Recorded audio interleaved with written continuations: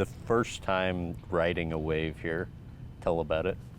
First time riding a wave. In fact, if you can get your hands on the first wave I ever rode, maybe I'll give you the first board I rode out here. No one's seen the footage of the first wave because I stood up and it passed me by and I fell. So, anyway, yeah, one day I'll show that footage. But Instagram versus reality, right? What would you do wrong? Oh, I didn't know. I didn't know where the wave broke, and I just asked Noah, who was our project manager, still is the manager of the company. I asked Noah. I said, "Where does it break? Where does it first start to whitewater?" And he said, "I think it's right by that pole over. Sit right there." And so I thought, I'll catch it as soon as it starts to break, not realizing that the wave is still getting up to speed and growing. And so I really didn't understand the mechanics of the wave. So I sat too deep on the wave. You got a minute-long ride. I didn't need to be in the first 1 second of the ride. I could have watched it for a couple of seconds to make sure I was safe. But All right, was that humiliating at all?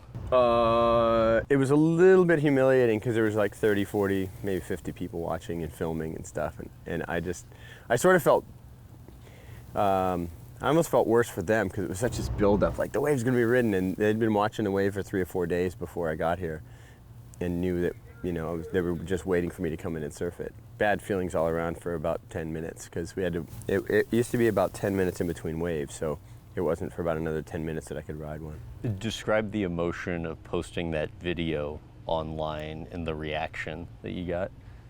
It was incredible. The only problem with the video, that all the stuff that we posted, was it was a day after the world title had been decided. And we had filmed this on December 5th, and I wanted to put it out right away, like as soon, 2 days later, whatever. And the team decided that they didn't want to interfere with the world title, any of that stuff, distract from that. And so I said, yeah, fair enough, of course, so we'll wait till it's done. And then the day after it was done, they said, all right, let's post it now.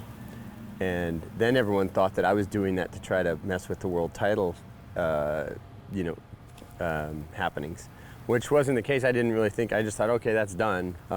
Maybe we should have waited a week or something, just to sort of be politically correct or respectful enough to Adriano, who had just won the world title. But I don't think any of us foresaw how viral the thing was going to be. Or we knew that people were going to be like, oh, that's super cool, but we didn't know that it was going to, it sort of took on a life of its own. And that was, not to sound corny, but one of the more enjoyable experiences you ever had, right? Just the feedback you got from that? Yeah, really overwhelming.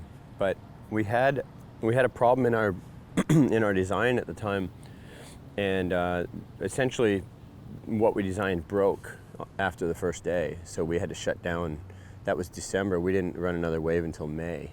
So we essentially had to sort of break down the whole thing and redo it because we did make some mistakes on how we built the reef and stuff.